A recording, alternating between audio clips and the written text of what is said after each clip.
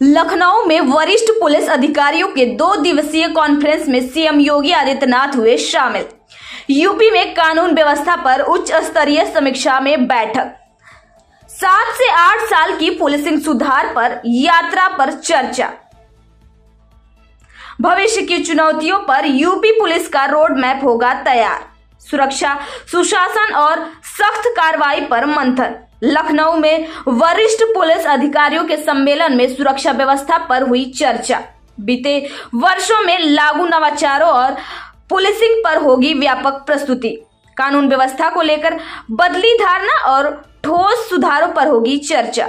उत्तर प्रदेश के कानून व्यवस्था को लेकर मौजूदा चुनौतियों से निपटने की होगी तैयारी पर फोकस। उत्तर प्रदेश में भविष्य की पुलिसिंग के लिए स्पष्ट रोड मैप होगा तैयार।